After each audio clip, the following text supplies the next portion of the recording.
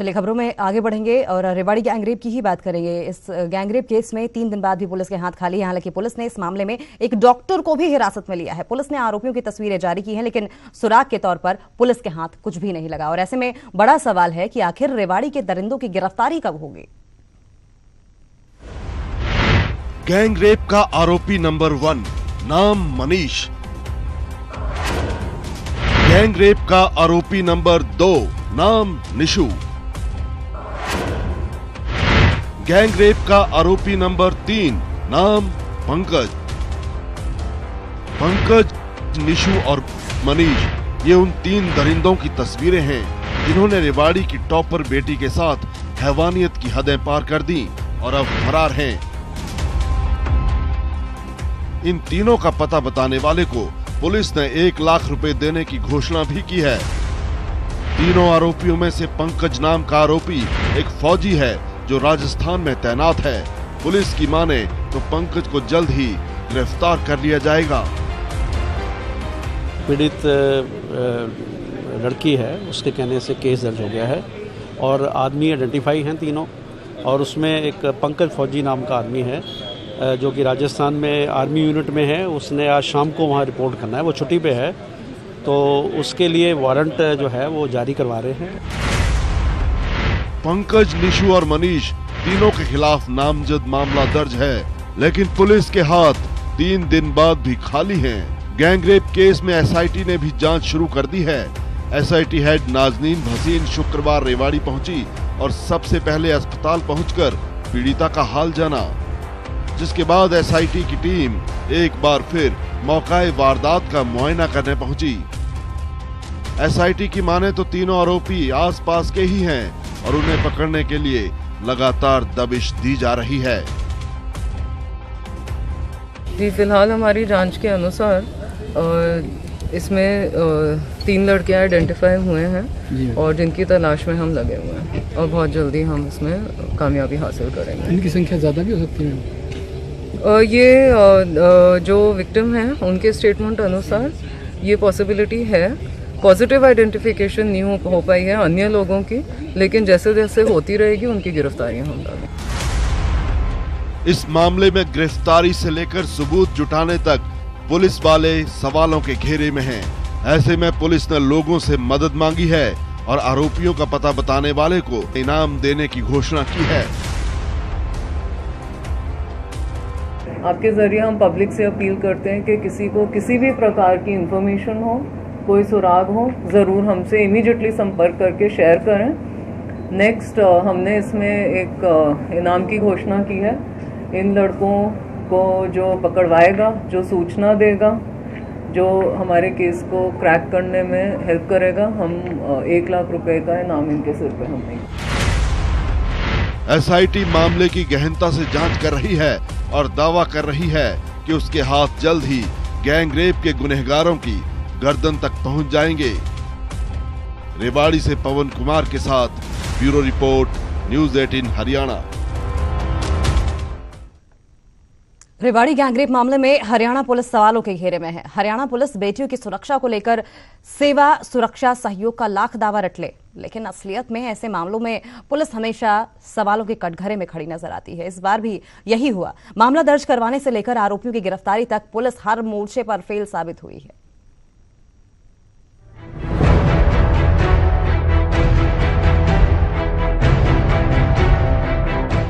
सेवा, सुरक्षा और सहयोग का नारा लिए घूमती हरियाणा पुलिस कई बार सवालों में रही है और रेवाड़ी की टॉपर बिटिया से गैंगरेप मामले में भी पुलिस सवालों के कटघरे में है।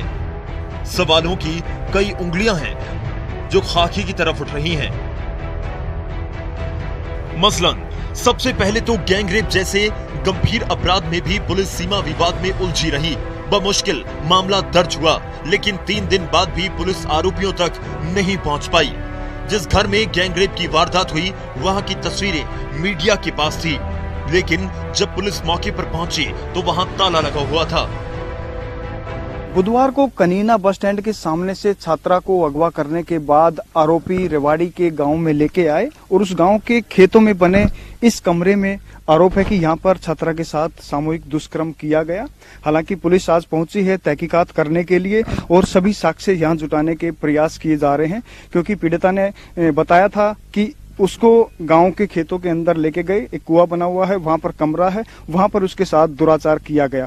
पुलिस यहां पहुंची है, जांच कर रही है, एक एक तथ्य की जांच की जा रही है, क्योंकि पीड़िता ने ये कहा था कि उसके साथ जो सामूहिक दुष्कर्म की घटना हुई है, गांव के बाहर खेतों के अंदर एक कमरा बना हुआ, वहां पर वारदात को अंजाम दिया गया है। लेकिन एक बड़ा सवाल ये भी है कि अब जो इस कमरे की चाबी है वो भी कहीं गुम हो चुकी है। जो कमरे का मालिक है उससे पूछताछ की गई, लेकिन चाबी नहीं मिली, इसलिए ताले को तोड़ा जा रहा है। लेकिन पुलिस के ताला तोड़ने से पहले कमरे के अंदर की तस्वीरें मीडिया के सामने आ चुकी थी।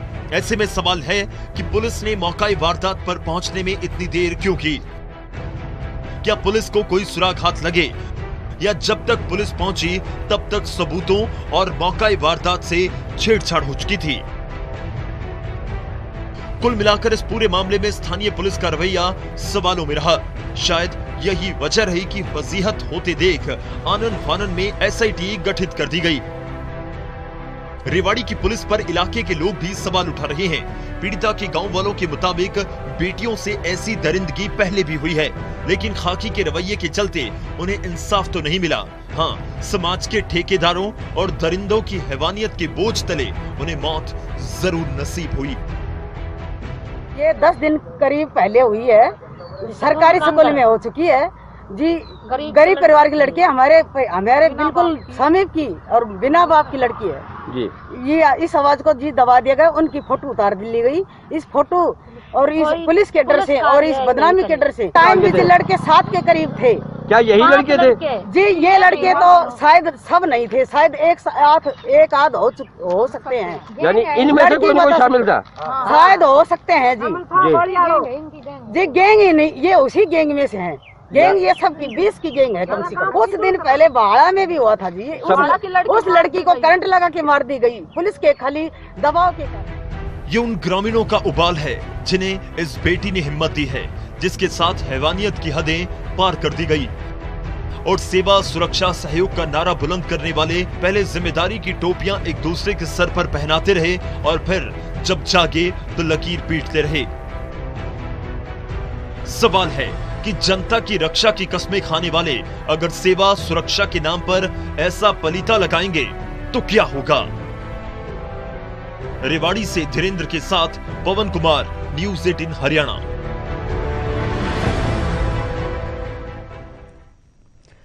उधर इस मामले पर अब सियासत शुरू हो गई है और विपक्ष सरकार पर हमलावर है।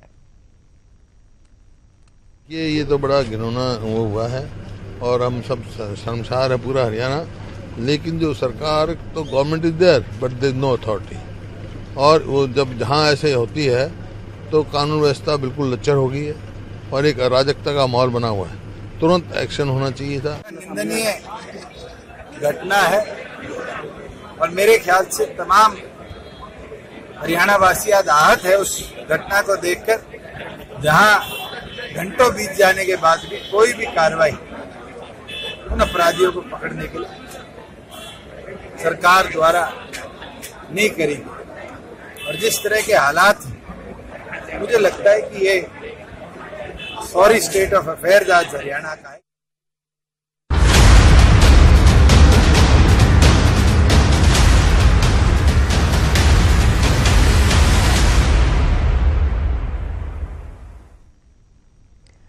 सोनीपत में एक महिला की मौत की गुत्थी 2 महीने बाद सुलझी। पुलिस जांच में खुलासा हुआ है कि महिला के पति ने अपने 2 साथियों के साथ मिलकर पहले उसे मौत के घाट उतारा और फिर उसकी लाश को दफना दिया। यह चौंकाने वाला खुलासा तब हुआ जब मामले के 2 आरोपी गिरफ्तार हुए। पुलिस ने आरोपियों की निशानदेही के बाद महिला का शव पोस्टमार्टम के लिए भेज दिया है, लेकिन मुख्य आरोपी पति अभी भी पुलिस गिरफ्त से बाहर है।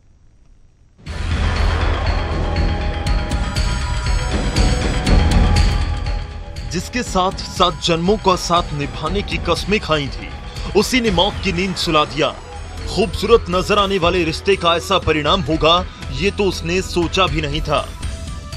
मामला सोनीपत से सामने आया है, जहां एक पति ने 2 दोस्तों के साथ मिलकर खौफनाक वारदात को अंजाम दिया। पहले पत्नी की बेरहमी से हत्या की, फिर उसके शव को बड़ी औद्योगिक क्षेत्र फेज 3 में दफना दिया। वारदात में शामिल 2 आरोपी पुलिस के हत्थे चढ़े तो मामले का खुलासा हुआ।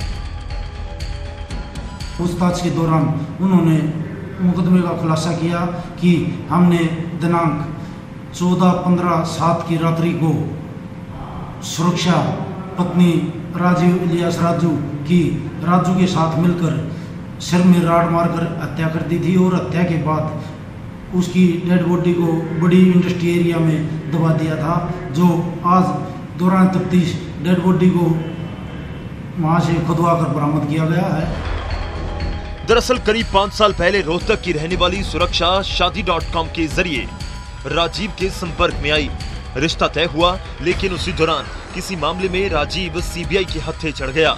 हालांकि सुरक्षा से पिता ने रिश्ता तोड़ दिया, लेकिन सुरक्षा ने 4 जुलाई 2014 को राजीव के साथ दिल्ली के आर्य समाज मंदिर में शादी कर ली और यही शादी सुरक्षा के लिए मुसीबत बनकर आई। आरोप है कि राजीव उसे दहेज के लिए प्रताड़ित करने लगा। खूब मान मनोबल के बाद भी राजीव अपनी हरकतों से बाज नहीं आया। आखिरकार जुलाई 2018 में राजीव ने अपने 2 दोस्तों के साथ सुरक्षा को मौत के घाट उतार दिया। और ये 15 अगस्त को अपने घर पे आके खाना वाना खा के गया है। वहां इसने अपनी माँ को ये कहा, बोला अभी तू आए, बोला सुरक्षा कहाँ है, बोला सुरक्षा अब नहीं आएगी, बोला क्या कर दिया, बोला बहा दी। इसने अपनी माँ को इस तरह, जो इसकी माँ का वर्षन पुलिस को और मेरे को है जी, बाकी तो ये मिला ही है। हालांकि मुख्य आरोपी राजीव अभी पुलिस की गिरफ्त से बाहर है और पुलिस को ये उम्मीद है कि जल्द ही मुख्य आरोपी राजीव को गिरफ्तार वो कर लेगी। लेकिन सवाल ये है कि आखिर वजह क्या रही होगी कि आरोपी राजीव ने सुरक्षा की हत्या की? क्यों 4 साल तक प्रताड़ित होने के बाद भी राजीव के खिलाफ कोई कदम नहीं उठाया? सोनीपत से नितिन अंतिल, न्यूज़ 18 हरियाणा।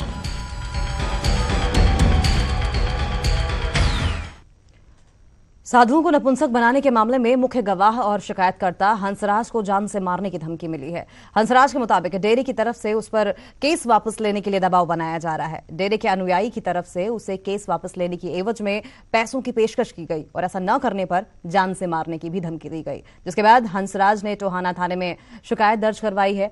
पुलिस ने हंसराज की शिकायत पर मामला दर्ज कर लिया है। दरअसल साधुओं को नपुंसक बनाने के मामले में हंसराज पीड़ित है।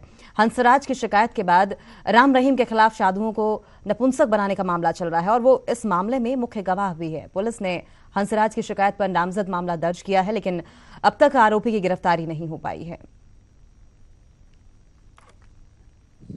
जो डेरा बाबा गुरमीत राम के द्वारा भेजे गए लोग थे, राजकुमार उर्फ राजू, जो कि कल्याणनगर सिरसा से है, उसने मुझे मतलब पैसों की ऑफर दी कि जो अभी मेरी पंचकुला सीबीआई कोर्ट में जो गवाही चल रही है, तो उसको रोकने के लिए उसने मेरे पे दबाव बनाया और उसके लिए मेरे को डराया धमकाया भी कि आप इसके लिए गवाही मत दो, हम आपको पैसों की ऑफर दे रहे हैं, अब जितना चाहो उतना आपको पैसा मिलेगा, आप गवाही मत दो। तो क्या मामला चल रहा है जिसकी मैं आपकी गवाही थी? जी कि उसके अंदर मेरी जो गवाही जो मैंने 2012 में जो रिट डाली थी हाई कोर्ट के अंदर, तो उसकी अब गवाहियाँ हो रही हैं। जैसे मेरे का सेशन हुआ है मेरे साथ, तो उसके उस सिलसिले में मेरी वो लगातार गवाही चल रही है, जो पहले 21 तारीख को हुई है और अब 19 तारीख को होनी बाकी है। एक रिटर्न में कंप्लेंट आई थी हंसराज जी ने, जिन्होंने पहले भी मुकदमा किया हुआ है बाबा राम रहीम पे। उसमें हमने रिटर्न में कंप्लेंट प्राप्त होने के बाद कानूनी कार्रवाई के तहत मुकदमा दर्ज कर दिया। क्या शिकायत आई इसमें, क्या कहा गया शिकायतकर्ता ने कहा है कि मुझे केस वापस लेने के लिए प्रेशराइज किया गया। तो आरोपी को गिरफ्तार किया है या नहीं? अभी गिरफ्तार नहीं किया, प्रोसीडिंग चल रही है, जल्दी जल्दी उसकी गिरफ्तारी की जाएगी। तो नामजद मुकदमा दर्ज हुई है? नामजद मुकदमा दर्ज हुई। और इसी के साथ अपना हरियाणा के इस बुलेटिन में मेरे साथ फिलहाल इतना ही। और अधिक खबरों के लिए आप लॉगिन कर सकते हैं हमारी वेबसाइट www.news18haryana.com पर और आप देखते रहिए न्यूज़ 18 पंजाब हरियाणा हिमाचल। नमस्कार।